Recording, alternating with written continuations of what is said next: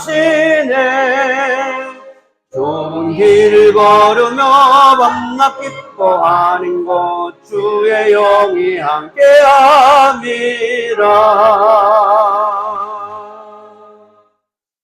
우리 주 예수 그리스도 도우는 은혜와 평강이 여러분과 함께 하시길 바랍니다.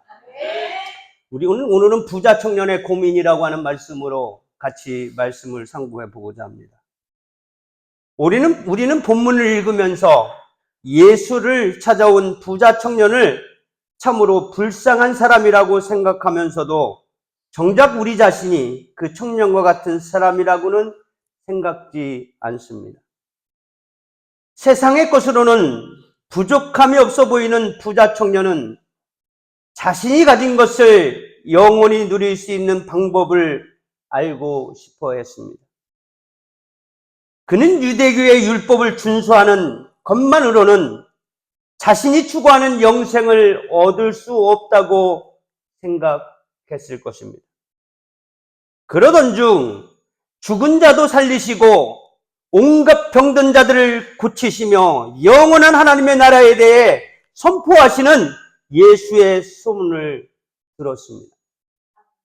그가 얼마나 자신의 고민을 해결하고 싶었으면 길을 가시는 예수 앞에 달려가서 꿇어앉아 선한 선생님이여 내가 무엇을 하여야 영생을 얻으리까? 라고 17절에 예수께 단도직적인 질문을 했겠습니까? 하지만 예수님의 대답은 그의 기대와는 전혀 다른 것이었습니다. 예수는 그에게 두 가지를 요구하셨습니다. 첫째로는 가서 내가 있는 것을 다 팔아 가난한 자들에게 주라고 21절에 그 부자 청년에게 예수님은 말했다라고 하는 사실입니다. 둘째로는 와서 나를 따르라 라고 21절에 이렇게 말씀하고 있습니다. 내가 가진 모든 것들을 팔아 가난한 이웃들에게 나누어 주고 그리고 너는 나를 따르라 라고 예수님은 이 부자 청년에게 말했다라고 하는 사실입니다. 이 요구는 부자 청년으로 하여금 한 가지 중요한 결단을 내리게 하는 것이었다라고 하는 사실입니다. 그 청년은 재물과 영생을 동시에 얻고자 했으나 예수는 영생을 얻기 위해 재물을 버려야 함을 말씀하셨다라고 하는 사실입니다. 부자 청년은 예수의 대답을 듣고 슬픈 기색을 띠고 근심하며 예수를 떠나갔습니다. 그렇다면 그 부자 청년이 무엇 때문에 고민하게 되었는지 살펴봄으로써 우리의 신앙도 아울러 점검해 보고자 합니다. 첫째는 세상과 하나님의 나라를 동시에 취하려는 데서 비롯된 것이었다라고 하는 사실입니다. 우상과 하나님을 동시에 섬길 수 없는 것이 우리의 삶의 자리입니다. 우리는 하나님을 선택하든지 우상을 선택하든지 둘 중에 하나만을 선택해야 되는 그 기로에 서 있는 인생을 살아가고 있다라고 하는 사실입니다.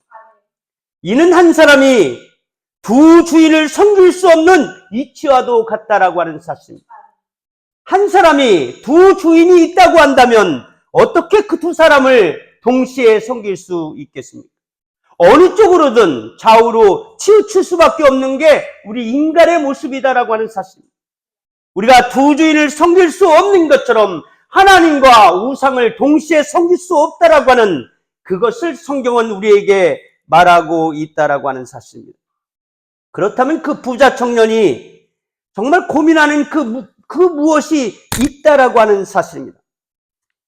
이스라엘 백성들은 우상 숭배에 빠져 멸망하기에 이르렀습니다. 하나님을 섬기는 것이 아니라 우상을 섬김으로 인하여 송아지를 섬기고 황금소를 만들어 우상으로 하나님이라고 말하며 자기들이 신을 섬겼다라고 하는 사실입니다. 구약시대의 이스라엘 백성들은 우상 숭배에 빠져 결국에는 멸망하기에 이르렀다라고 하는 사실입니다. 그들은 하나님의 선지자 에스겔을 찾아오면서도 자기들 마음에 섬기던 우상을 버리지 않았다라고 하는 사실. 에스겔 14장 1절에서 5절의 말씀에 보면 그들은 하나님의 선지자 에스겔을 찾아오면서도 자기들 마음에 섬기던 우상을 버리지 않았다라고 성서는 이야기하고 있습니다. 하나님은 이러한 자들을 더욱 가증스럽게 여기시어 반드시 심판하신다라고 하는 사실입니다. 예수를 찾아온 부자 청년은 세상의 것도 계속 움켜잡을 수 있고 동시에 영생도 얻을 수 있는 방법을 구했던 것 같습니다. 이 두 가지는 결코 동시에 만족될 수 없는 것임을 깨닫지 못했기에 그는 예수의 말씀을 따를 수 없었다라고 하는 사실입니다. 오늘날 많은 성도들이 예수를 믿으러 교회에 나오면서 부자가 되려는 마음을 품고 있다라고 하는 사실입니다. 그런 자신들의 마음을 환멸시키기 위하여 그들은 그 재물로 하나님을 섬기겠다라고 말한다라고 하는 사실입니다. 그러면서도 그들은 자신들이 예수를 찾아온 부자 청년과 조금도 다를 바 없음을 깨닫지 못한다라고 하는 사실입니다. 이러한 자들이 한국교회에 많아지고 있다는 사실이 하나님을 슬프게 하는 것임을 우리는 분명하게 인식해야 한다라고 하는 사실입니다. 두 번째는 영생에 대한 무지에서 비롯된 것입니다. 부자 청년은 율법을 지켰으나 영생에 대한 확신을 갖지 못했습니다. 그렇기 때문에 그는 매우 답답했을 것입니다. 그의 답답한 심정은 그가 예수 앞에 달려와서 무릎을 꿇어 앉았다는 사실에서도 잘 나타나 있습니다. 아마 그는 지금 자신이 율법을 지키기는 하나 무언가 부족함을 느끼고 지금까지 하는 다른 행위를 통해서 영생에 대한 확신을 얻고 싶었을 것입니다.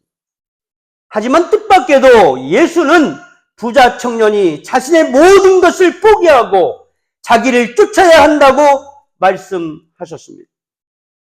아마 이 부자 청년이 아니라 다른 사람이 예수님을 찾아와서 물었다라고 한다면, 우리가 아닌 어떤 사람이 개인적으로 예수님에게 찾아와서 영생에 대해서 물었다라고 한다면 예수님은 이렇게 이야기를 했을 것입니다.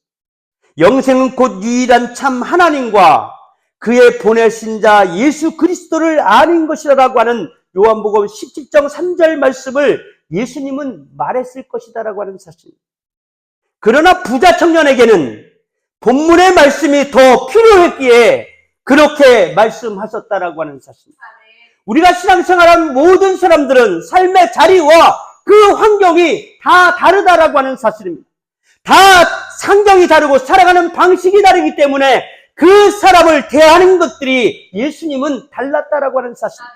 봉사들에게는 눈을 뜨는 기적을 하나님은 일으키시고 혈루증을 앓는 자에게는 혈루증을 낫게 하는 것을 하나님은 원하셨고, 정말 가난에 쪄들어 사는 사람들에게는 부를 주시기 원하시는 분이 예수님이다라고 하는 사실입니다.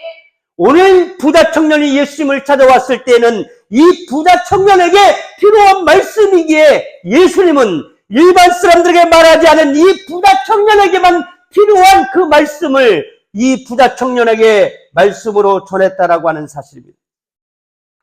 아마 다른 사람에게는 영생은 곧 유일한 참 하나님과 그의 보내신 자 예수 그리스도를 아는 것이다 라고 이렇게 말했을 그 예수님께서 이 부자 청년에게는 다르게 접근했다라고 하는 사실입니다. 그러나 부자 청년의 본문의 말씀이 더 필요했기에 그렇게 말씀하셨습니다. 우리가 하나님을 믿고 예수의 십자가 앞에 나온 데는 우리의 모든 것을 포기하는 삶이 전제되어져 있다라고 하는 사실입니다. 예수는 그런 기본적인 요구를 그 부자 청년에게 하셨던 것입니다. 예수께서 부자 청년에게 하셨던 요구를 지금 우리에게도 하신다면 우리는 어떻게 반응할 수 있겠습니까? 우리가 십자가 앞에 나올 때 우리의 가진 모든 것을 포기했다면 그런 요구에 기뻐하는 마음으로 순종하게 될 것입니다. 그렇지 못하면 우리는 아직 영생에서 멀리 떨어진 존재라고 하는 사실을 23절, 25절에서 우리에게 이야기하고 있는 말씀입니다. 사랑하는 성도 여러분, 부자 청년은 가지고 있는 재물이 많았습니다. 가지고 있는 재물이 많아 예수님의 말씀대로 행할 수 없었습니다. 그리하여 슬픈 기색을 띠며 집으로 돌아가고 말았습니다. 그는 이 세상에서 쉬운 조건으로 영생의 복도 누리면서 소유하고 있는 재산도 함께 차지하며 세상적인 행복도 누리기를 원했던 것입니다. 성도 여러분, 영생을 위해서는 이 땅의 것에 연연하지 말아야 한다라고 하는 사실. 부자 청년은 결국 그 두 가지 행복을 모두 차지할 수 없었습니다. 왜냐하면 하나님과 재물을 동시에 섬길 수 없기 때문이라고 마태복음 6장 24절은 우리에게 권면의 말씀을 해주고 있습니다. 이 땅의 것에 집착하고 그것을 인하여 근심하는 자는 하나님의 나라에 합당하지 않은 자라고 성서는 우리에게 말씀하고 있습니다. 그리스도와 그 복음을 위하여 이 땅의 것을 버리고 희생하는 자는 영육간의 복은 물론 하나님의 나라에서 영생을 누리게 될 것이라고 고린도후서 4장 18절은 우리에게 이야기하고 있습니다.